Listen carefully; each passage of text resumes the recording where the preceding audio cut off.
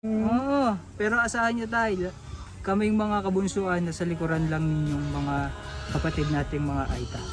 Ha? Alright, once again, this is Migs Molino na nagsasabing happy lang. Ang alam ko, Tutoy, ang happy babae lang nag-happy ng saya. Mga babae pag nakasaya ay happy lang bago umupo. Ano? Ano yun? Ay, hindi ko mag-get.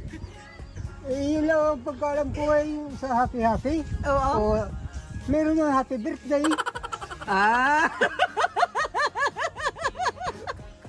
Akala ko tayo may iba akong iniisip pero sorry, hindi yun pala. Hindi yun. Akala ko gaganunin yung palda tapos Oo. Iihong na gano'n. tapos Matapos upo. saan uupo? Dito sa Bartolofo. Ganyan pala yun. Iba yung naisip ko Happy siya. Hindi, wala. Happy. O tayo, happy lang, alam mo na.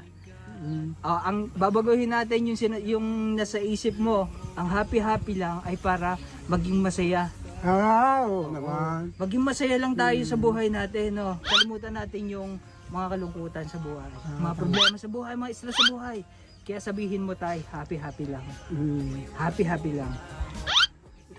Happy lang. Oo. Tay, happy lang sabihin mo. Happy. Lang. Lang. Yan. Alright, once again, this is Migs Molina na nagsasabing, Happy.